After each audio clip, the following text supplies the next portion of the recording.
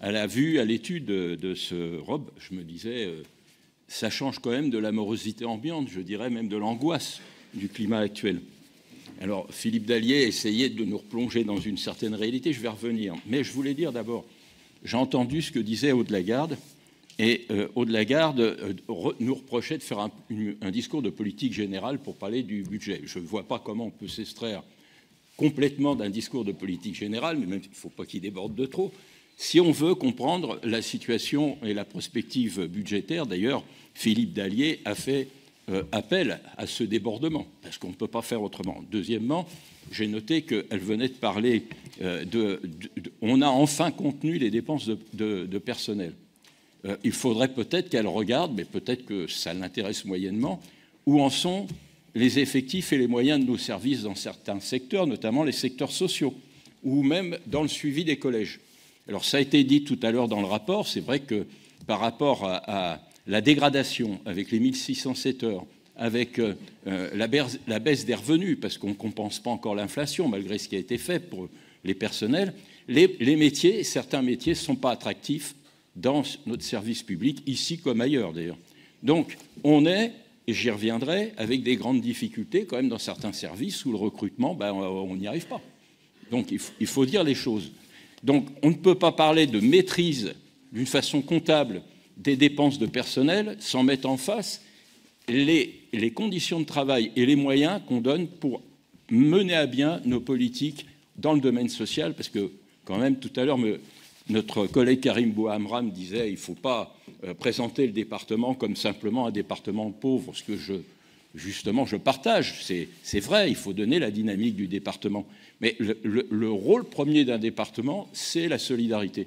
Et dans notre département, si on regarde ce ROP comme les autres ROP, on s'aperçoit que ce qui nous plombe dans les politiques dynamiques, c'est justement les difficultés sociales, et qui ne sont pas compensées, et qui ont été transférées, paraît-il, à l'euro, ce qui n'est pas vrai.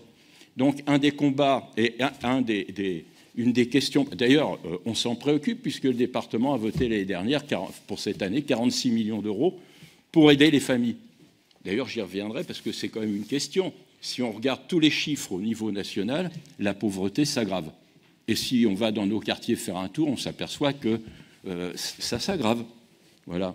Alors, je ne sais pas s'il faut faire le vœu que le département soit plus riche, en tant que département, certes, puisqu'on a du mal financièrement, et puis que les habitants de la Seine-Saint-Denis soient les plus riches possibles. Il ne faut pas oublier que s'il y a des riches, c'est parce que de l'autre côté, il y a des pauvres.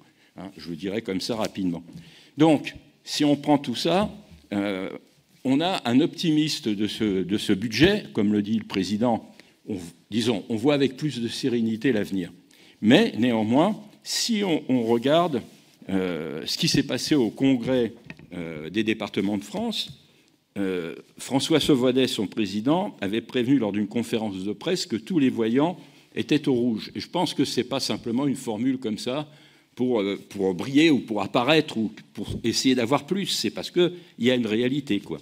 Pourquoi, face à l'explosion des dépenses sociales, d'un côté, et de la baisse des DMTO de l'autre, l'État doit fournir les moyens financiers correspondants?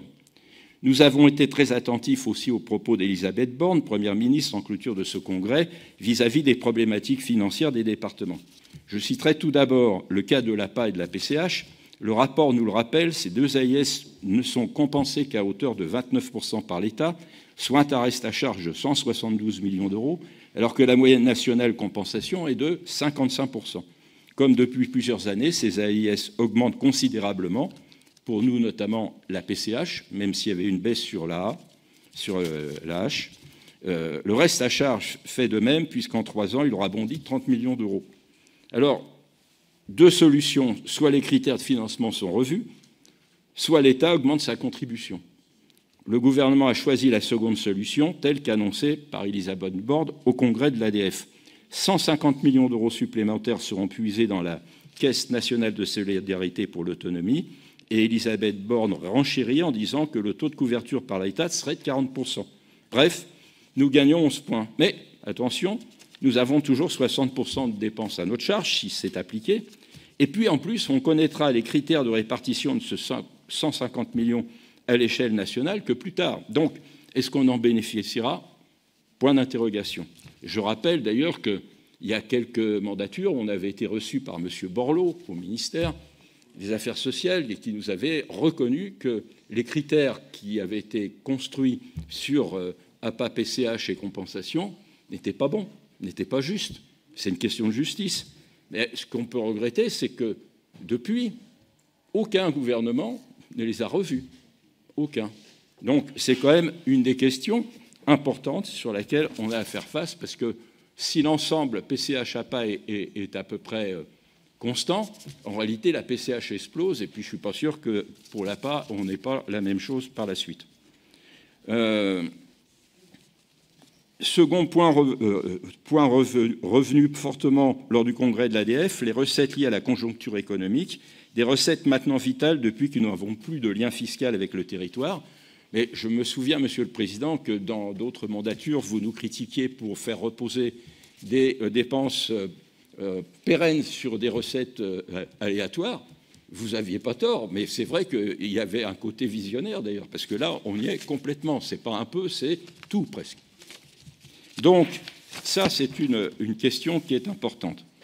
Pour répondre aux aléas du contexte économique, Elisabeth Borne a annoncé un abondement compris entre 53 et 5 millions d'euros au fonds de sauvegarde des départements, qui atteindra un niveau de 100 millions d'euros.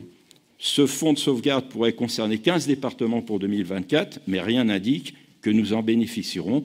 Et au passage, il aura été quand même utile de prendre en compte les dépenses liées à l'inflation pour abonder davantage ce fonds, car la note est encore salée pour notre collectivité, elle s'élève à 26 millions d'euros. Dernière annonce, lors de ce congrès, 30 millions supplémentaires pour le fonds d'aide à l'ASE. Ça nous intéresse, c'est principalement pour les MNA. C'est très très peu quand l'ADF annonce un surcoût de 500 millions d'euros pour 2024, ce qui porte ce fonds à 100 millions d'euros. Mais des fonds qui nous seraient bien utiles eu égard à nos dépenses ASE. Mais là, pareil, qui en bénéficiera, on ne sait pas. Donc, après ces éléments de contexte, alors on va me dire, tu fais du parallèle avec Philippe Dallier. Alors, oui, sauf que je rappelle que quand on se battait sur le RSA, quand on disait que notre budget était contraint, il était contraint par les AIS, les dépenses sociales, et c'est normal pour un département qu'on soit impacté par ça, et surtout par la non-compensation. Vous déniez, Monsieur Dallier, comme la droite, le fait que ce soit la cause principale. C'était lié surtout à des mauvaises gestions par le département. Oui, je sais, mais enfin, bon. Hein.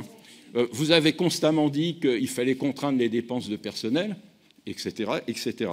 Donc, je pense qu'il faut quand même être attentif. Puis quand vous parlez de l'énergie, l'énergie, ce n'est pas la faute du département.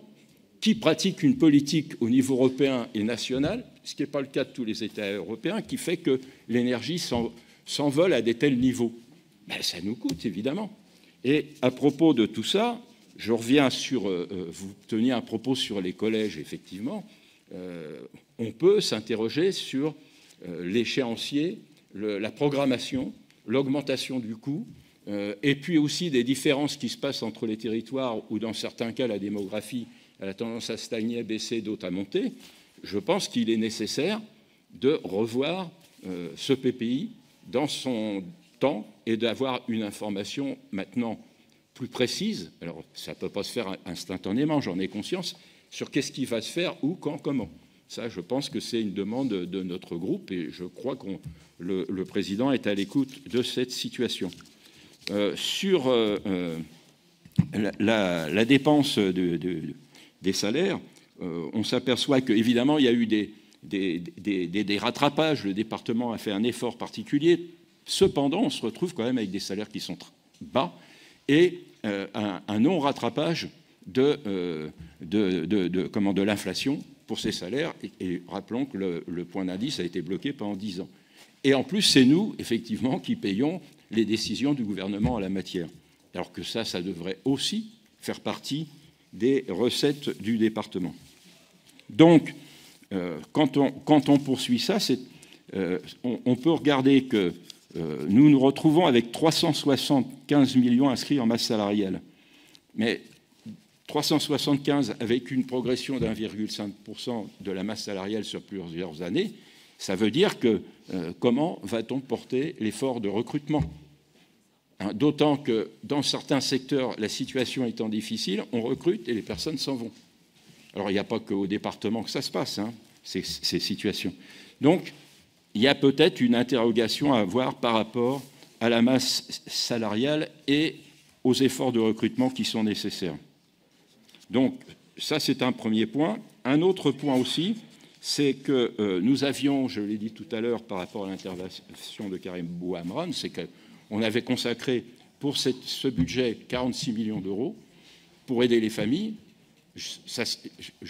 On souhaite, et c'est normal, qu'on sache exactement ce qui a pu être dépensé pour peut-être mieux cibler nos opérations, pour réfléchir sur la communication, sur la connaissance de ceci. Et on peut s'interroger sur la situation actuelle où la pauvreté ne ralentit pas, et il faudrait peut-être avoir à nouveau, alors je ne sais pas à quelle hauteur, un fonds de ce type pour l'année 2024. Voilà les trois questions que nous posions principalement sur ce budget. Merci. Tessa Chaumillon. Monsieur le Président, chers collègues, voici le moment du débat autour de nos orientations budgétaires et donc de nos priorités politiques pour l'année à venir.